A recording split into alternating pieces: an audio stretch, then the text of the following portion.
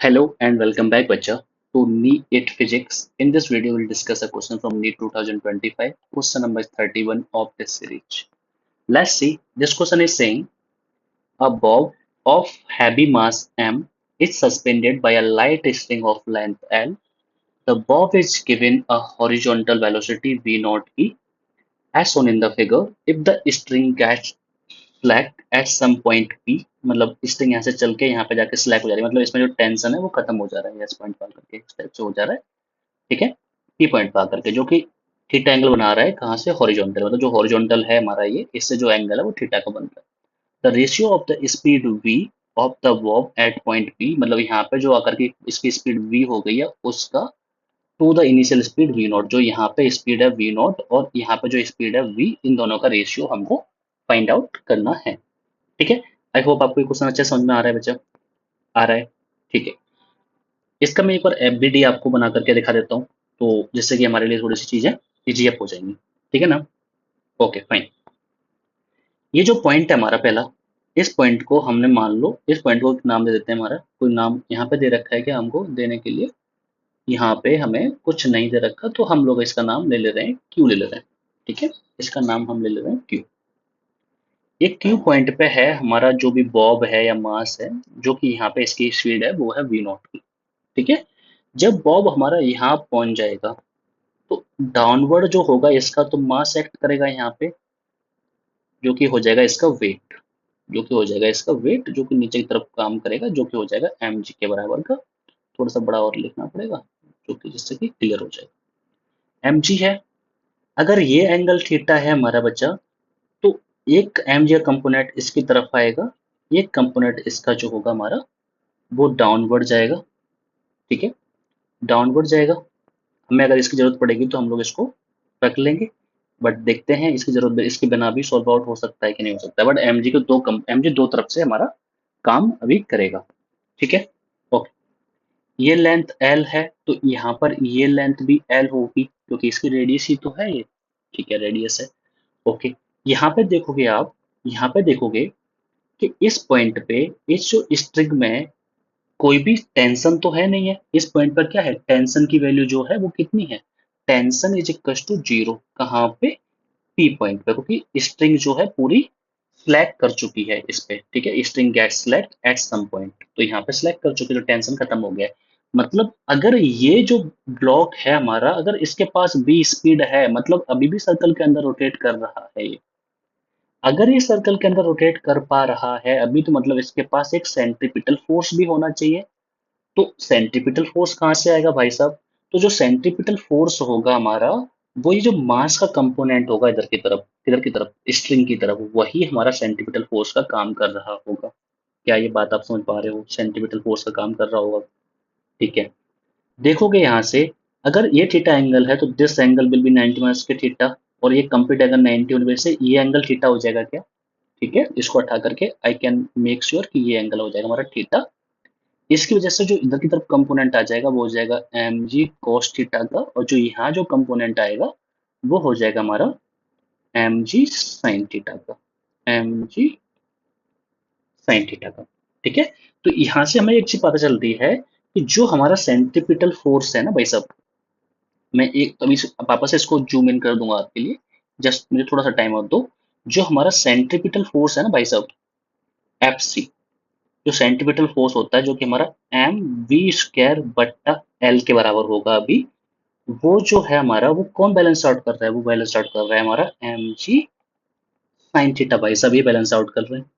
ठीक है, जब ये बैलेंस आउट कर रहे हैं यहाँ से, तो यहाँ से हम लोग को सॉल्व आउट करके कुछ चीजें फाइंड आउट कर सकते हैं।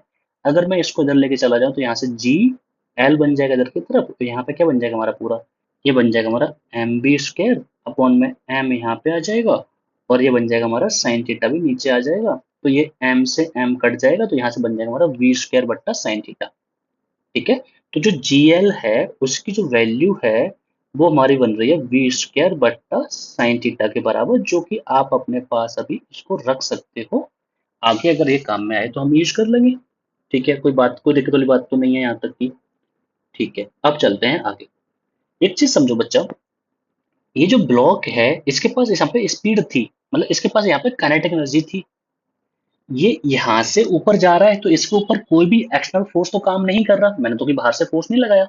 अच्छा, कोई बाहर से फोर्स नहीं लगा तो कौन सा फोर्स लग रहा है? एक फोर्स लग रहा है, जो कि कौन सा फोर्स है हमारा? ग्रेविटेशनल का फोर्स है।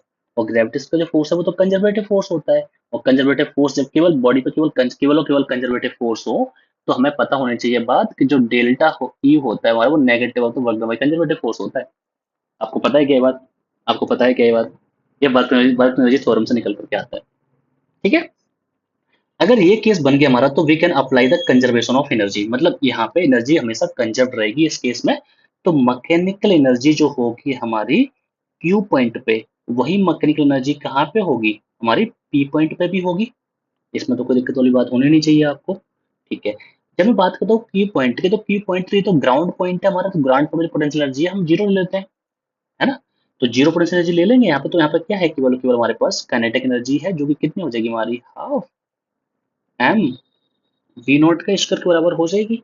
जब मैं जाता हूँ पी पॉइंट पे, तो पी पॉइंट पे इसके पास में काइनेटिक एनर्जी तो वी है, इसकी स्पीड वी है, तो काइनेटिक एनर्जी इसके पास कितनी है? हाफ एम वी स्क्वायर के बराबर, प्लस इसके पास पोटेंशियल एनर्जी कुछ गेन होगी क्या? क्या लगता है? जब ये ऊपर जा रहा है तो इसके बाद पोटेंशियल एनर्जी गेन हो जाएगी ना, क्योंकि इसकी हाइट बढ़ गई है। तो पोटेंशियल एनर्जी जो है वो कितनी हो जाएगी? वो हो जाएगी इसके पास एम जी एच के बराबर। अब एच क्या हो जाएगा हमारा?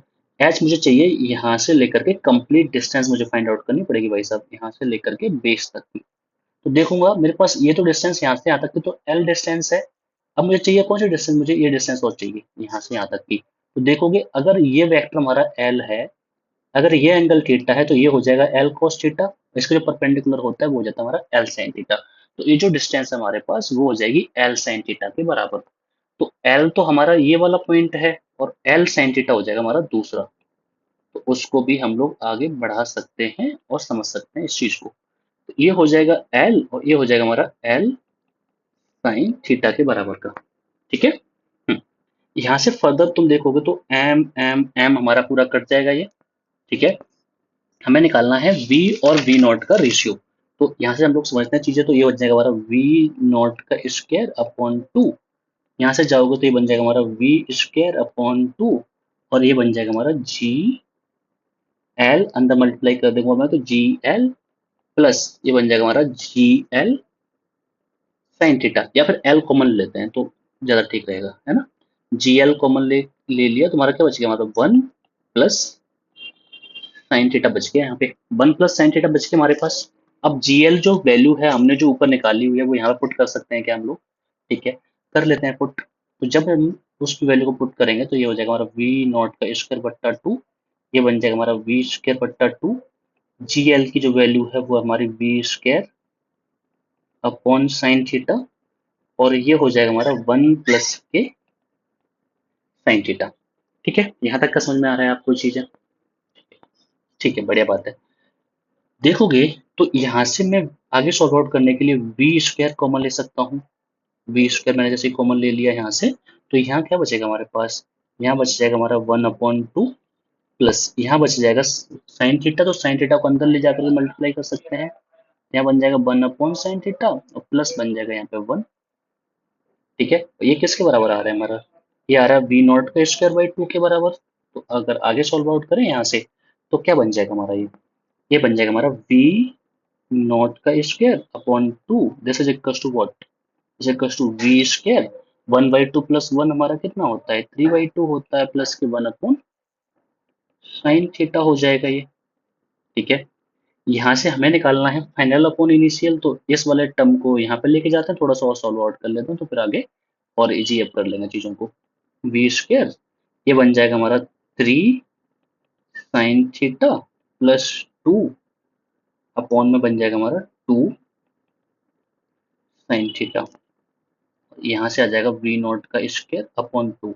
इस टू से हमारा ये टू कट जाएगा, इधर लेकर के आ जाओगे ये टर्म, तो हमारा बन जाएगा इधर की तरफ वी स्क्वायर अपॉन बन जाएगा वी नॉट का स्क्वायर।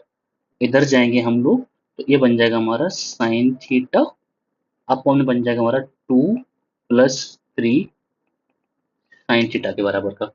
यहाँ से जो स्क्वायर है इनको दोनों को बढ़ा करके v अपॉन वी नॉट का होल स्क्वायर कर सकते हैं, और ये इधर जा करके बना देगा इसका रूट।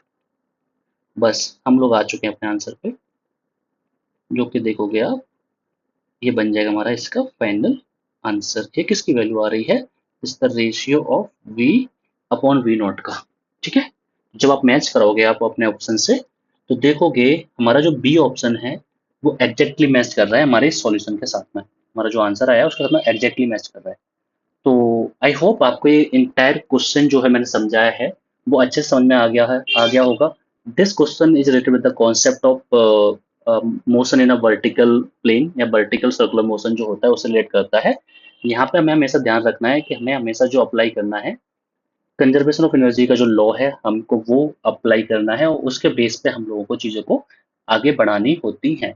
जहां भी स्ट्रिंग सेलेक्ट कर जाएगी वहां पर टेंशन की वैल्यू क्या हो जाएगी? टेंशन की वैल्यू हो जाएगी 0। ठीक है, तो यहाँ तक आपको कॉन्सेप्ट पूरा समझ में आ गया होगा। अगर इसमें कोई डाउट आ रहा है बच्चा तो you can comment down below, मैं आपकी कमेंट को रिजॉल्व आउट कर लूंगा। अगर आपको कॉन्सेप्ट से रिलेटेड कोई भी डाउट है, कोई भी स्पेसिफिक कॉन्सेप्ट पर आपको वीडियो चाहिए, you can comment down in the comment section, मैं उस पर वीडियो बना दूंगा। और आपका नीट का एग्जाम बहुत पास में आ गया बच्चा, तो work very hard for it. आपका एग्जाम कैंसिल हुआ, आई नो बहुत प्रॉब्लम हुई आप लोगों को, बट कोई नहीं बच्चा, जो आपके हाथ में नहीं था चीजें वो उस पर तुम्हारा कोई कंट्रोल नहीं होता। बट अभी क्या है, अब जो चीजें तुम्हारे हाथ में तुम उस पर ध्यान दो। ठीक है, तुम्हारा जो कमिंग एग्जाम है तुम उस पर ध्यान दो, वो तुम्हें बेस्ट करना है। ठीक है, दिस इज द चांस बच्चा, यू कैन अगेन दिखा सकते हो कि जो तुम्हारा मेहनत था वो वर्दी था। Again you can do best in your exam बच्चा। All the very best for your upcoming exam. Thank you so very much.